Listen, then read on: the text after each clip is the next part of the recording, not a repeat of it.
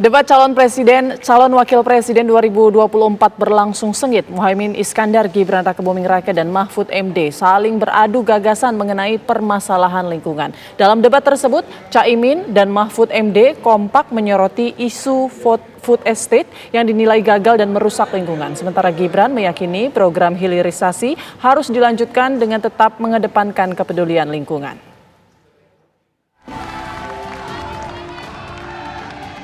Komisi Pemilihan Umum KPU menggelar debat keempat Pilpres 2024. Debat kali ini diikuti oleh para calon wakil presiden, yakni Muhaimin Iskandar, Gibran Rakebuming Raka, dan Mahfud MD. Debat yang digelar di Jakarta Convention Center Minggu malam kemarin mengangkat tema pembangunan berkelanjutan dan lingkungan hidup, sumber daya alam dan energi, pangan, agraria, masyarakat adat, dan desa. Hadratus Syekh Ki Hasyim Asy'ari, pendiri Nahdlatul Ulama, mengatakan petani adalah penolong negeri. Akan tetapi hari ini kita menyaksikan negara dan pemerintah abai terhadap nasib petani dan nelayan kita. Hari ini kita menyaksikan bukti bahwa hasil sensus pertanian BPS menunjukkan bahwa 10 tahun terakhir ini telah terjadi jumlah petani rumah tangga petani gurem berjumlah hampir 3 juta. Ini artinya 16 juta rumah tangga petani hanya memiliki tanah setengah hektar. Sementara ada seseorang yang memiliki tanah 500.000 hektar sebagai kekuasaan yang diberikan negara kepadanya. Di sisi yang lain kita sangat prihatin. Upaya pengadaan pangan nasional dilakukan melalui food estate. Food estate terbukti mengabaikan petani kita, meninggalkan masyarakat adat kita, menghasilkan konflik agraria, dan bahkan merusak lingkungan kita. Ini harus dihentikan.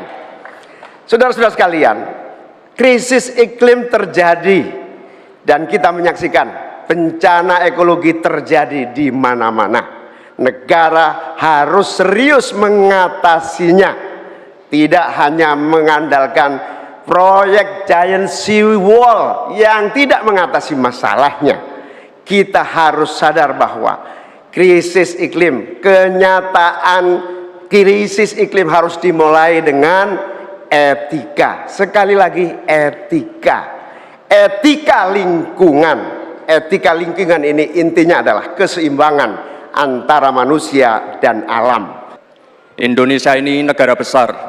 Kita harus bersyukur Indonesia memiliki sumber daya alam yang sangat kaya.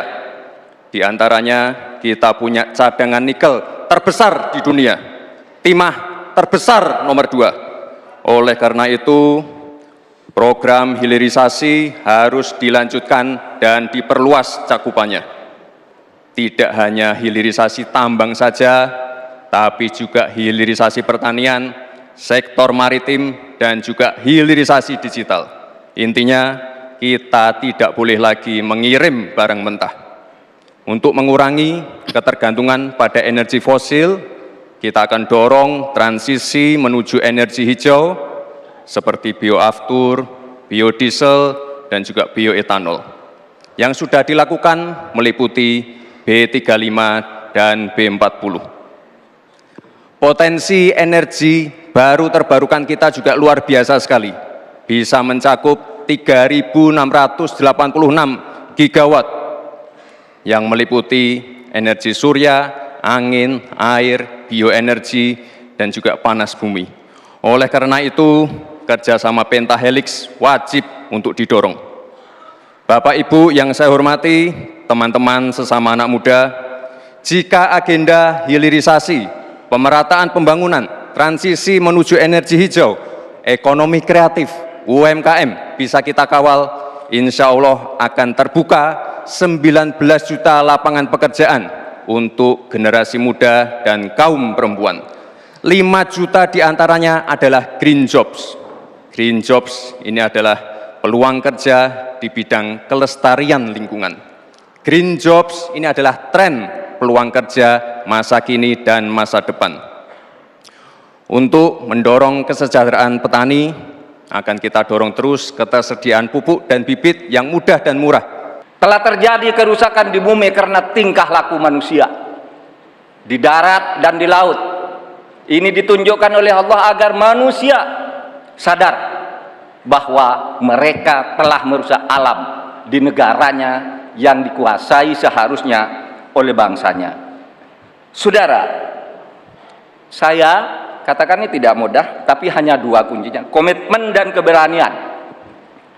Pada 16 Juni 2011, sebagai Ketua MK, saya sudah mengatakan apa-apa yang diperlukan untuk ini. Saya membuat vonis tanggal 16 Juni bahwa sumber alam itu untuk memihak rakyat ukurannya ada 4. 1. Pemanfaatan, 2. Pemerataan, 3. Partisipasi masyarakat, dan kemudian juga penghormatan terhadap hak-hak yang diwariskan secara luhur kita.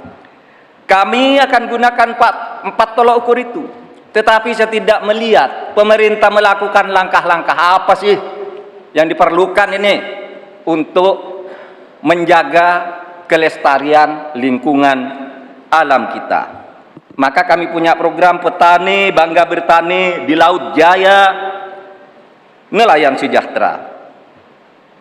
Jangan misalnya seperti food estate yang gagal dan merusak lingkungan.